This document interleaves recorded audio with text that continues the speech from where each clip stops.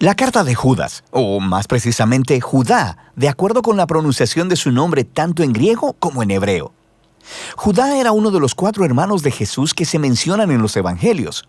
Ninguno de los hermanos siguió a Jesús como el Mesías antes de su muerte, pero después lo vieron resucitado y se convirtieron en sus discípulos. Todos estos hermanos de Jesús eventualmente se hicieron líderes en las primeras comunidades de judíos cristianos. Judá era conocido como un maestro, viajero y misionero, y esto nos provee el trasfondo para entender el propósito de esta carta. No sabemos a qué comunidad de iglesia en específico la escribió, pero lo más probable es que estuviera compuesta en su mayoría de judíos mesiánicos. Su estilo de escritura asume un profundo conocimiento de las escrituras hebreas del Antiguo Testamento, como también de otra literatura judía popular. Judas se ha enterado de una crisis que enfrenta esta iglesia, y esto nos ayuda a entender el diseño de la carta. Empieza con un cargo inicial, seguido por una larga advertencia y acusación contra los líderes corruptos que han influenciado a esta iglesia. Y luego, Judá cierra completando el encargo de lo que esta iglesia debe hacer. Judá comienza pidiendo a esta iglesia que luche por la verdadera fe cristiana. Él dice que su plan había sido escribir una obra más larga que explorara nuestra salvación compartida a través del Mesías. Pero ese proyecto, dice él, se retrasó cuando escuchó las noticias urgentes acerca de esta iglesia. Y así, él escribió esta profunda pero muy breve carta. Judá no empieza hablando de cómo ellos deben luchar por la fe. Más bien, él primero les explica el por qué. Es por los maestros corruptos que se han infiltrado en esta iglesia. Y él no ataca sus enseñanzas, sino su manera de vivir. Su transigencia moral es lo que te dice que tienen una mala teología. Primero que nada, ellos han distorsionado la gracia de Dios como una licencia para pecar. Ellos piensan que han sido perdonados y que ahora tienen el Espíritu de Dios, así que pueden hacer lo que quieran, especialmente en lo que se trata de dinero y sexo. Y entonces Judá dice que ellos están traicionando a Jesús al rechazar su autoridad y sus enseñanzas. Y Judá quiere que esta iglesia sepa que la aparición de estos maestros no es una sorpresa. Por ello, continúa con una advertencia más larga para que se mantengan alejados de ellos. El primero ofrece 2 grupos de 3 ejemplos del Antiguo Testamento. El primer trío es acerca de personas rebeldes, quienes en el pasado recibieron justicia divina. Los israelitas, que se rebelaron contra Dios en el desierto, obtuvieron lo que querían y murieron en medio de la nada. Él después habla de una historia acerca de ángeles que están aprisionados por su rebelión hasta que se enfrentan a la justicia de Dios. Él se está refiriendo a la interpretación de la historia en Génesis 6, ofrecida en la popular obra judía llamada Primera de Enoc, donde los hijos de Dios se interpretan como ángeles que se rebelaron contra Dios, tuvieron sexo con mujeres y fueron juzgados por ello. Judá enlaza esta historia a su tercer ejemplo sobre la ruina de Sodoma y Gomorra en Génesis, donde hombres violentos intentaron tener sexo con ángeles enviados por Dios en forma de humanos. Ambas historias son acerca de la rebelión contra el orden de Dios que llevó a la inmoralidad sexual, y es precisamente de esto que los falsos maestros son culpables. Después de esto, Judá ofrece un ejemplo adicional de un popular texto judío llamado el Testamento de Moisés. Al igual que Enoc, este no era parte de las escrituras del Antiguo Testamento, sino que era un recuento creativo de los últimos días y palabras de Moisés, basado en Deuteronomio. En la sección que Judá cita, Moisés ha muerto y hay un ángel bueno, Miguel, que está refutando las acusaciones del diablo contra Moisés, pero decide dejarle la decisión final a Dios.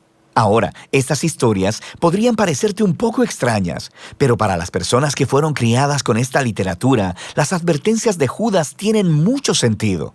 El comportamiento de estos líderes corruptos tiene raíces antiguas. Rebelión contra la autoridad de Dios, inmoralidad sexual, rechazo a los mensajeros de Dios. Y esto se conecta con el segundo trío de ejemplos. Se trata acerca de rebeldes que corrompieron a otras personas. Caín mató a su hermano, pero luego se fue a construir una ciudad donde reinó la violencia. Balán el hechicero no pudo maldecir a Israel, así que lo sedujo a la idolatría y a corrupción moral. Y luego Coré, el levita, quien dirigió una rebelión contra Moisés que terminó en desastre para otras personas.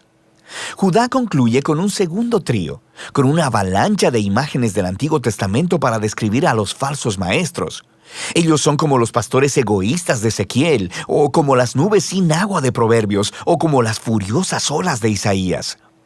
Su ensimismamiento traiciona su reclamo de ser seguidores de Jesús y crean caos a donde quiera que van.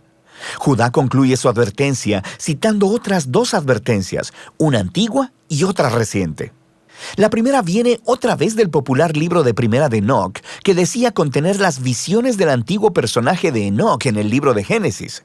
Ahora, lo que es fascinante es que Judá cita al capítulo inicial de Enoc, que a su vez está citando alrededor de media docena de textos del Antiguo Testamento acerca del día final de la justicia de Dios sobre la maldad humana. Judá luego pone a la par de la antigua advertencia de Enoc una más reciente, proveniente de los apóstoles. Pedro, Juan, Pablo, todos predijeron que falsos maestros se levantarían y distorsionarían las buenas nuevas acerca de Jesús. Y ellos mismos se estaban haciendo eco de la temprana advertencia de Jesús acerca de esto mismo. Así que esta iglesia ya no necesita convencimiento. Deben lidiar con estos falsos maestros. Por lo que Judá continúa hacia el encargo final. Él toma su línea inicial acerca de luchar por la fe y desarrolla cómo lograrlo mediante un genial grupo de metáforas. Él describe a la comunidad de Jesús como el nuevo templo de Dios, así que ellos deben construir sus vidas sobre el fundamento de la santísima fe que se refiere al mensaje central de buenas nuevas sobre la vida, muerte y resurrección de Jesús por nuestros pecados. Sobre ese fundamento, la iglesia debe edificarse a sí misma, mediante la dedicación a la oración y consagrarse al amor de Dios a través de la obediencia. Y la integridad de este edificio se mantendrá al estar alertas al regreso de Jesús, cuando traerá su justicia y misericordia. Y al hacer esto, se ayudarán unos a otros en permanecer fieles a Jesús. Judá entonces concluye adorando al Dios quien protegerá a su pueblo y los librará de caer alejándose de su gracia. La breve carta de Judá es poderosa y a la vez confusa para muchos lectores modernos, quienes se preguntan por qué el autor cita textos que hoy no se consideran parte de la Biblia hebrea, como Primera de Enoc o el Testamento de Moisés. Es importante recordar que la cultura judía de ese tiempo estaba inmersa en textos religiosos. Jesús, su familia y todos los cristianos judíos tempranos crecieron leyendo la Biblia hebrea junto con muchos libros que se basaban e inspiraban en las Escrituras. Y sabemos que había debates antiguos acerca de si estos libros debían ser considerados como escrituras o no. Pero a pesar de eso, siguen siendo importantes. Un libro no tiene que estar en la Biblia para decir un mensaje importante al pueblo de Dios, y así eran muchos textos judíos de ese periodo. Hoy se conocen como colecciones apócrifas, también conocidos como deuterocanónicos, junto con los pseudoepígrafos, y todos estos se preservaban y leían en las comunidades judías cristianas. Eran tratados con mucho respeto.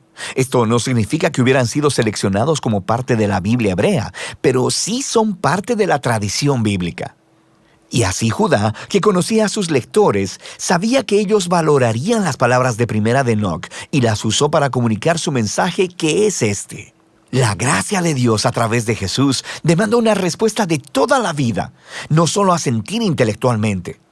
Nota que Judá no critica ni se enfoca en la teología de los maestros, sino en su manera inmoral de vivir, la cual niega a Jesús. Así que Judá está aplicando aquí lo que Jesús les enseñó a sus discípulos. Si realmente me aman, obedecerán mis enseñanzas. Para los cristianos, la manera en que vives es el indicador más confiable de lo que realmente crees. Y de eso se trata la carta de Judas.